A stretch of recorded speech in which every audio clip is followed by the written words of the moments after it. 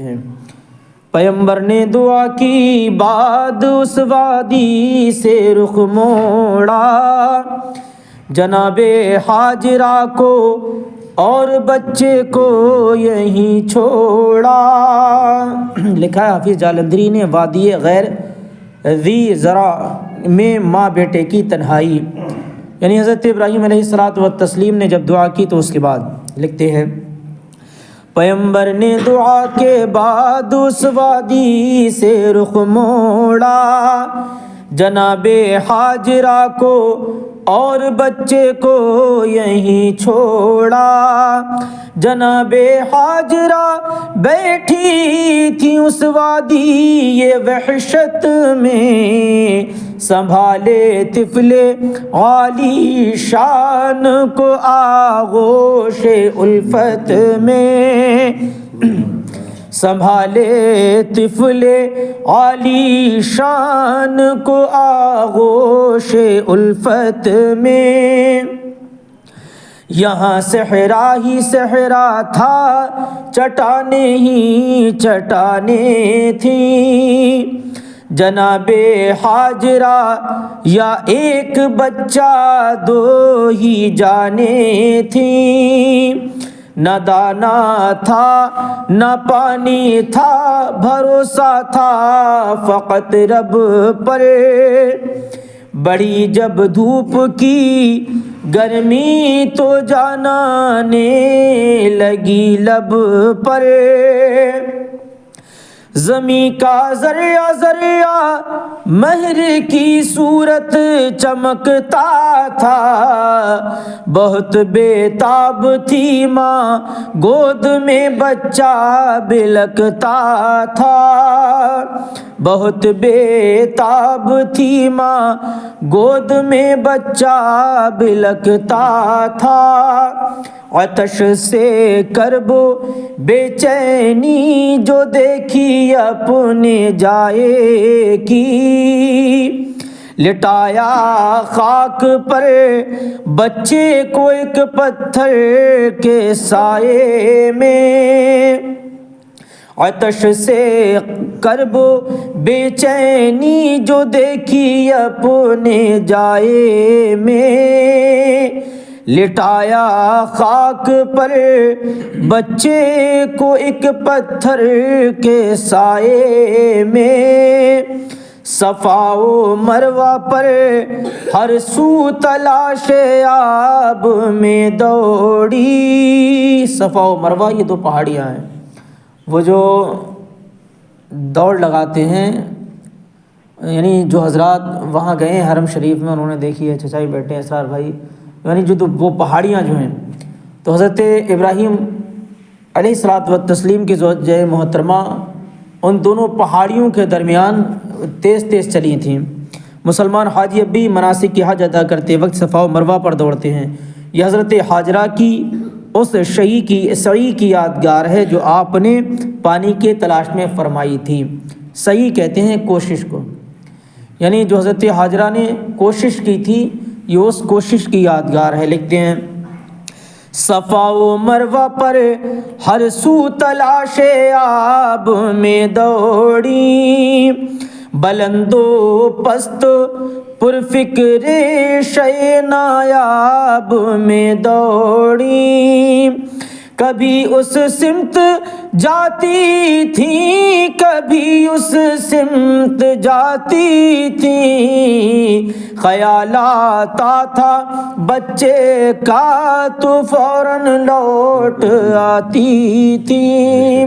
کبھی اس سمت جاتی تھی کبھی اس سمت جاتی تھی، خیال آتا تھا بچے کا تو فوراً لوٹ آتی تھی، تڑپتے دیکھ کر بچے کو بڑھ جاتی تھی بےتابی، ٹپک پڑتی تھی اشک یاس سے پانی کی نایابی، بہت ڈھونڈا نہ کچھ آثار پانی کے نظر آئے، جدھر اٹھی نظر جھلسے ہوئے ٹیلے نظر آئے، یوں ہی بس 7 بار آئی گئیں پانی نہیں پایا،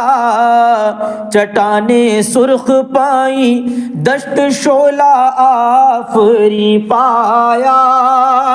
چٹانیں سرخ پائیں دشت شعلہ آفری پایا،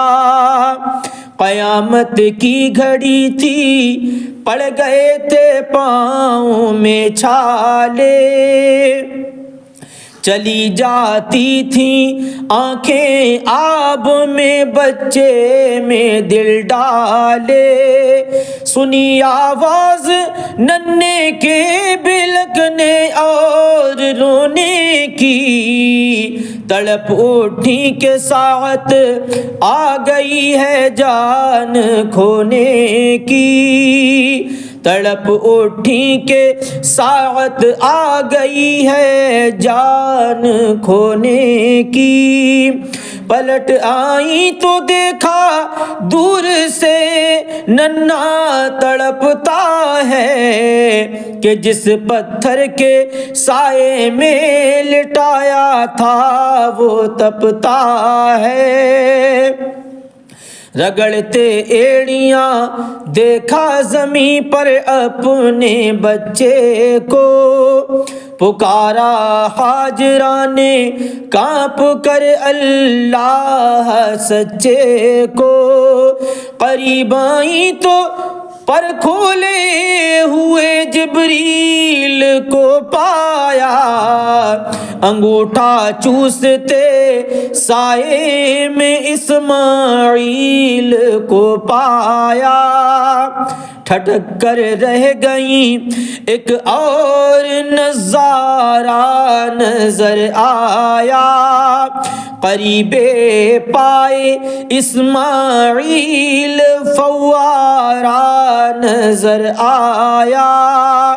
جہاں پر ایڑیاں بچے نے رگڑی تھی بناچاری، ہوا تھا چشمہ آب سرد شیریں کا وہاں جاری، ہوا تھا چشمہ آب سرد و شیریں کا وہاں جاری، یہ پہلا معجزہ تھا پائے اسماعیل کم سن سے، کہ چشمہ جس کا زمزم نام ہے جاری ہے اس دن سے، بیاباں میں بہشتی نعمتیں اس طرح پائیں، بیاباں میں بہشتی نعمتیں جب اس طرح پائیں، جھکی پیش خدا اور شکر کا سجدہ بجا لائیں، بجھائی سیدہ نے پیاس بچے کو ملی راحت، کھجوریں خلد کی رکھ کر فرشتہ ہو گیا رخصت، کھجوریں خلد کی رکھ کر فرشتہ ہو گیا رخصت، یعنی جب حضرت ہاجرہ رضی اللہ تعالیٰ عنہ نے قریب آ کر دیکھا تو ایک فرشتہ پر کھولے ہوئے اسماعیل کے اوپر ہے، انگوٹھے سے حضرت اسماعیل اپنے انگوٹھے کو چوس رہے ہیں، ٹھٹک کر جب رہ گئے اس نظارے کو دیکھا، قریب پائے اسماعیل فوارے کو دیکھا، یعنی حضرت اسماعیل علیہ السلام نے جو اپنی ایڑی نبوت ایڑی مبارک کو زمین پر مس فرمایا تھا، لگایا تھا، اس سے اللہ تبارک و تعالیٰ نے پانی کا ایک چشمہ جاری فرما دیا۔ پھر سیدہ ہاجرہ رضی اللہ تعالیٰ عنہ نے اس فوارے